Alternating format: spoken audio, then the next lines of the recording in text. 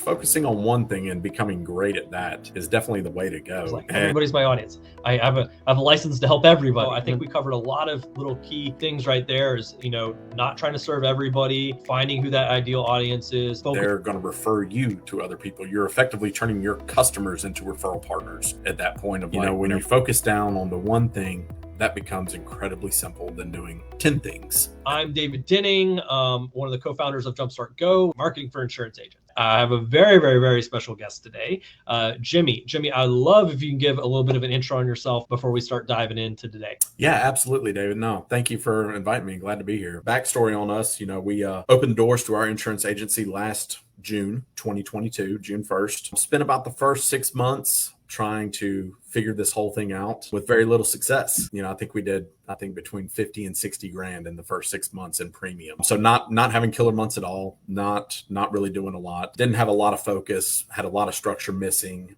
just really kind of was all over the place. And then December, we kind of found, hey, we like trucking. We like doing what we're doing with that, but still with no structure and no focus on it, still trying to do everything all at once. We didn't have great success with it. We had some, but not to a level that we're enjoying right now. Fast forward to March of this year, we joined on with the Closers Click and started putting all these things. There we go. There, I got mine right there too. Started putting all these things in place, and it's been tremendously exciting. Just a tremendous amount of growth that has happened in 4 months. 4 months, I can't believe where we are right now, and it's really been the game changer. Wish I would have found this back in June of last year as opposed to March of 2023 for sure. It's funny how we hear that, from all the TCC members. I wish I had found this earlier, right? Yeah. So, but tell me, where are you located, Jimmy? We're in Alabama, so just south of Birmingham. Mm-hmm. Okay, and you mentioned about 6 months ago, started getting this. So what was the background, or what was Jimmy doing prior to getting into this? So getting into this, we tried doing some lead programs. We tried purchasing leads, or even before the insurance side, before. Before insurance. Yeah. Before insurance. Before that, I was at Verizon Business Group. So I was selling cell phones to businesses for about the last 5 years before I made it to insurance. Was kind of a calculated move for us. We knew about 4 years ago I wanted to open an agency and work for myself, and just step off on my own and start into working for myself as opposed to working with somebody else. And is that for the business opportunity or renewals or, kind of stuff to leave a legacy, or was it just, insurance seems like the sexiest thing out there. Absolutely want to get into.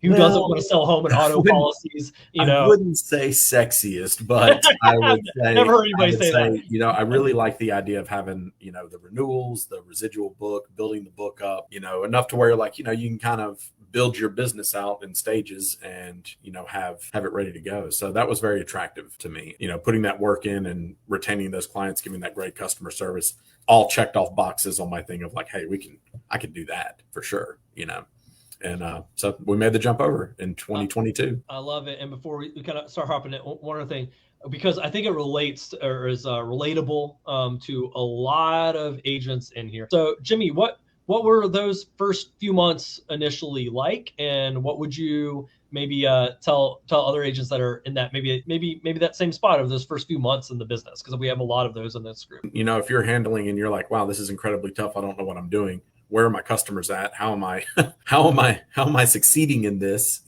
All these seem like very, very large tasks, and they are, but with the right structure and everything behind it, you can really start to pinpoint, hey, where do I want to attack? What people do I want to get in front of? What centers of influence do I want to build? What, just starts kind of coming together like a great plan should, Love it. So let's go ahead and hop into what are we going to be talking about today with Jimmy. So I'm so excited to have Jimmy on with us today because Jimmy has increased his business by 150% and hit over 113,000 in production by niching down and building centers of influence. Yes, Jimmy's got the bell. We're all about that bell culture. Ring that bell, celebrate those wins. I love it. So today we're going to talk about Jimmy's perfect niche and how he's seeing record-breaking growth, even expanding out of his home state, roll tide, right? To generate more business and connect with more centers of influence. So, Jimmy, give us that backstory. I know we kind of briefly went through a few things, but give us that backstory. We've been working together since March, and what were the main challenges you were facing? You switched over for what you're doing to hop in the insurance industry? And then what were those challenges that popped up, or like, okay, that wasn't what I was expecting, or that's different, or that didn't work how I thought it would work, and oh, did I make a mistake here? Yeah, no, absolutely. So like, when we were trying to grow it with trucking and everything, it was all about like, okay, how are we getting in front of the customers? What are we doing to make those marketing efforts? And one of the challenges we realized is that, hey, we're trying to spend all this stuff on marketing that, just simply is just white noise. We're not breaking through to anybody. Nobody's getting to know who we are. So how do we get in front of those customers, and how do we do it consistently so that we're, growing a book every month, as opposed to having ups and downs and lefts and rights and diagonals. So kind of going everywhere. And, that was really the starting point. And, starting with that ideal client avatar right there, we nailed down trucking, and we said, hey, trucking is going to be our thing. Let's go after it. And as of up through the end of June, we were only in Alabama, and we have just now expanded out to Georgia, Mississippi, Texas, and Indiana.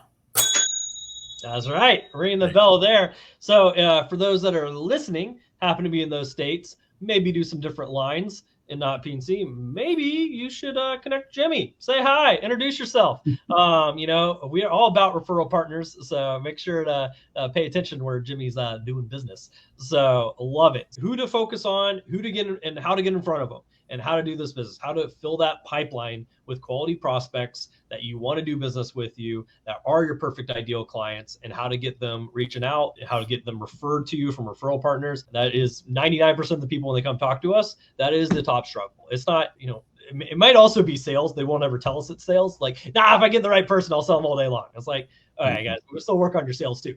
But in reality, is the very first thing is I got to have people to even talk to before I can even realize that there's other challenges there too. So trucking, why, is a very amazing niche. I think Jimmy can also probably test it. It's not the easiest niche or the easiest niche to break into or to work in.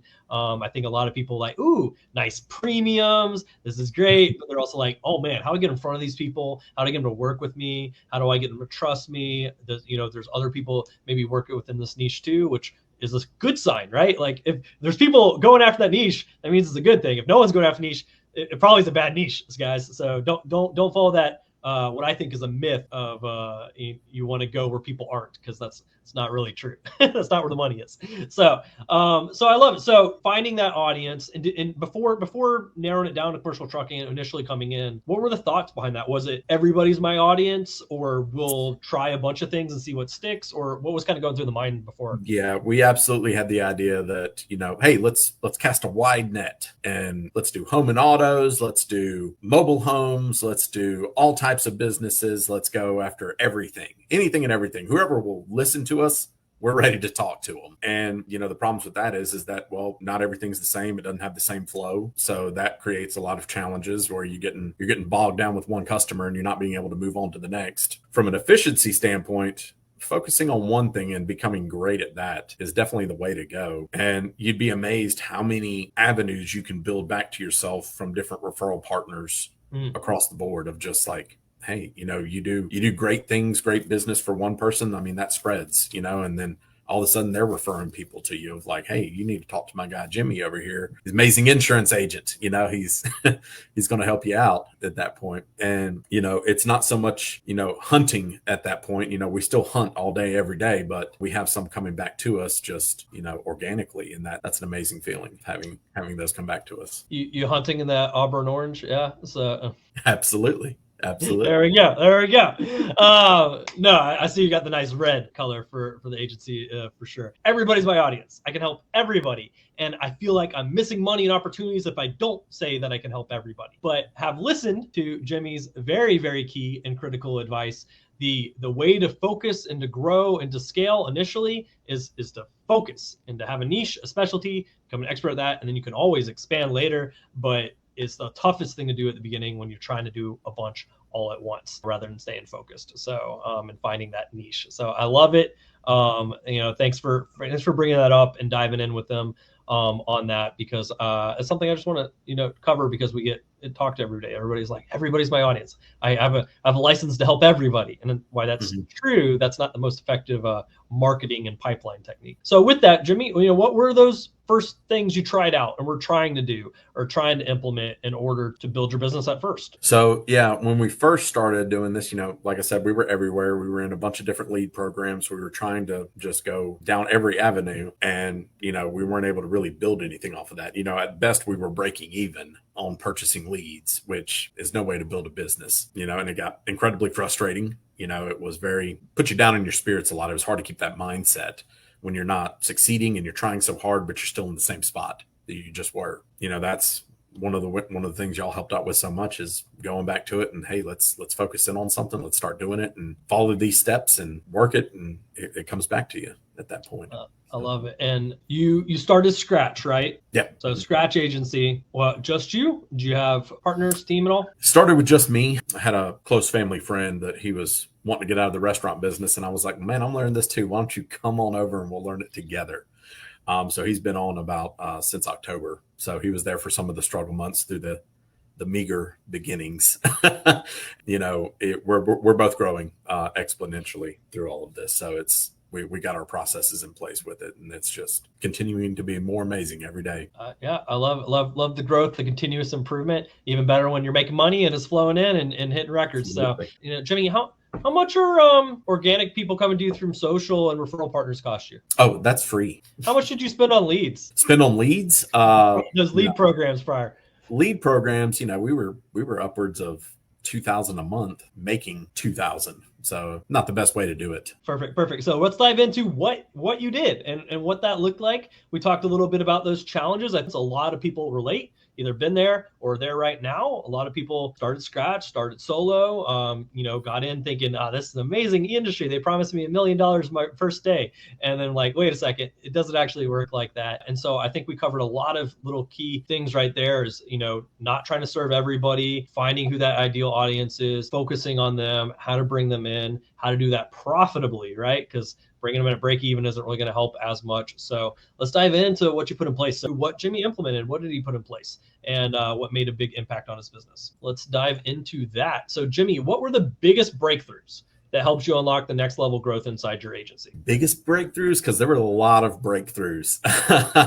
I guess, well, let's go back to this, putting the structure and focus in place. When we put in the structure and the focus of like, hey, we're reaching out to these clients, we're going to follow up with them, we're going to get everything going with these trucking clients. We found some tools to automate them, which I can share with y'all too if y'all aren't using it. Sales Pipe is an incredibly amazing tool for insurance agents. And then building out centers of influence. It's amazing when you go to like events or like any kind of social events, and you're just trying to create referral partners down every avenue. Well, when you come in and say, I do trucking insurance as opposed to, I just do insurance, you start getting passed over to the right people that are in the trucking industry, and you start to get to grow those COIs at that point. So when you niche down on what you're doing and you present yourself like that and you introduce yourself like that, you tend to start being up in the right conversations with the right people that can effectively make a change in your business, but it's one of those things that you don't know until you try it. Once you get into it, it starts putting back to you. So building relationships with the most strategic and most helpful people by them knowing the exact what you're focusing on, and that also you're an authority on this area, that you knowledgeable about this area because it is an area that you do focus on, because people do want to work with people that they feel know what it is they help with, right? And if I'm the jack of all trades, it's kind of hard to recommend me for anything because I'm not really known for anything, versus just like you said, I'm the commercial trucking guy. I know exactly how to help here and how to make a big difference. So cool. Mm-hmm. And with that centers of influence, going through that, did you find that there were any particular center of influence strategic referral partners that you maybe didn't think of before, or when you didn't think that would be like, oh man, that didn't think about them being a really good connection point, or going and reaching out to these people, or that reached out to you even like, hey, Jimmy, I've seen what's up. I want to connect. I think we can do business together. So we've effectively got, I think it's like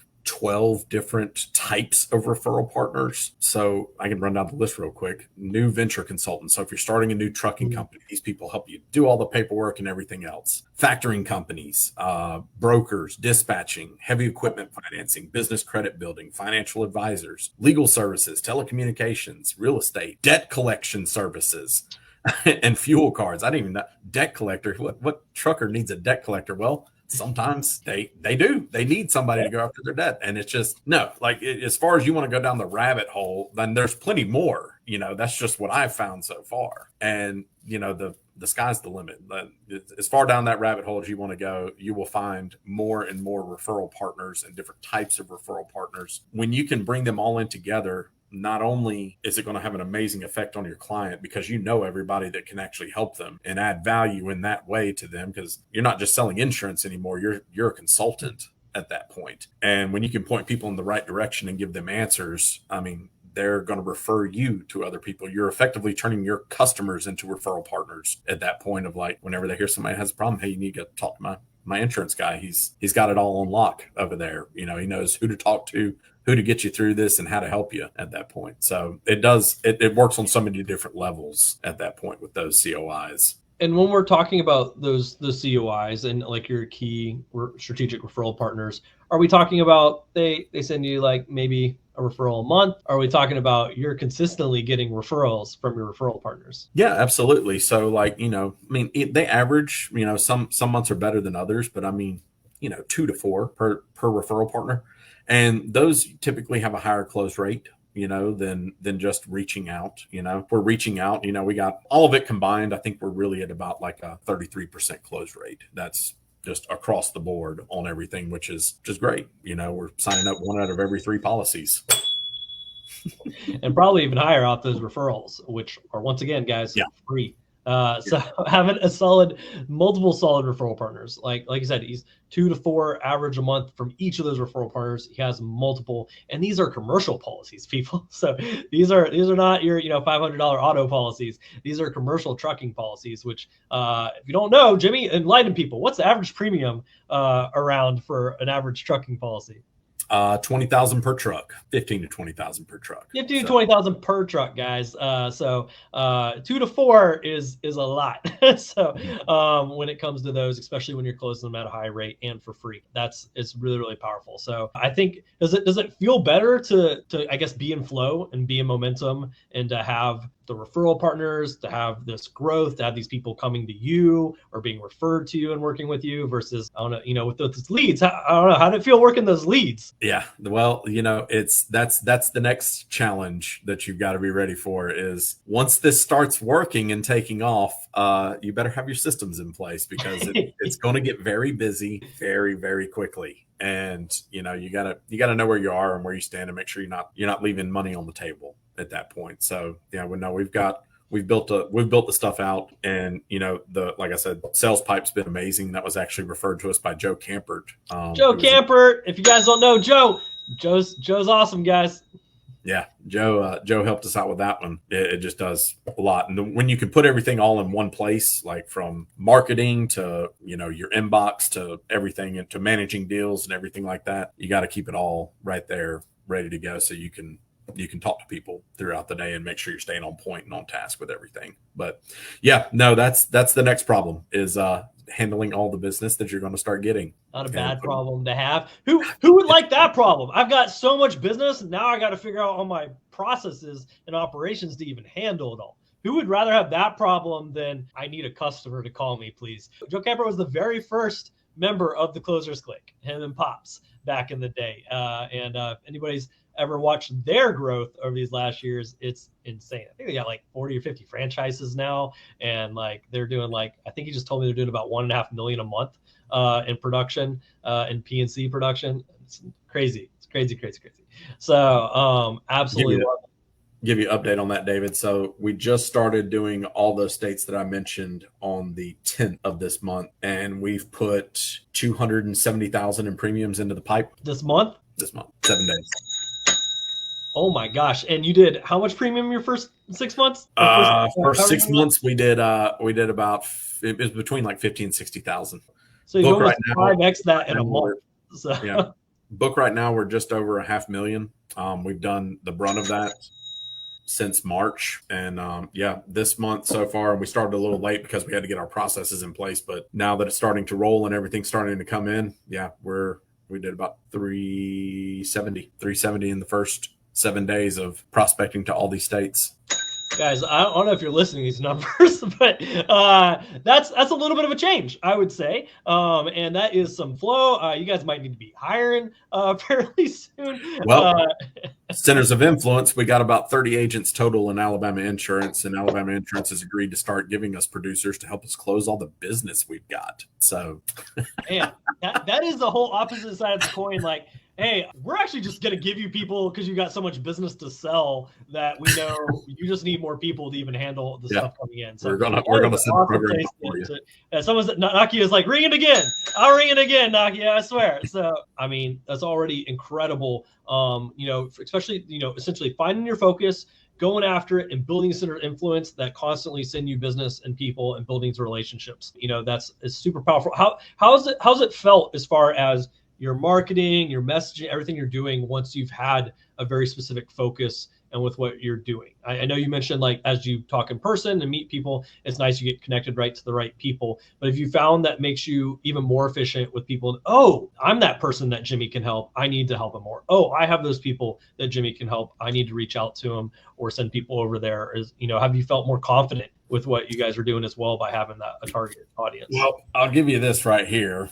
There we go. Get it going. Yes, this is a great book that y'all sent me on simplifying my marketing message. And yeah, if you can make people the heroes of their story and, realize that you're just the guide to it. And I mean, man, like that becomes incredibly simple. Like when you know what you're trying to do for them, when you know that you're coming in to help and you've got ways to help and you can confidently give that to them, it's a much different conversation than what we were having last year. It's a complete overhaul. We're building that trust right away. It's just a lot easier. It's a lot easier when you focused on one thing, you become an authority on it. Your marketing message becomes easier. You know how to simplify it. You know how to speak to these people that you can actually help and make a difference with, and I think that's what I've enjoyed the most, is being able to make a difference in people that need help. I love it. And then, that builds into the impact you make through your team and on their lives and with what they're doing as well, in addition to the insurance, and just you have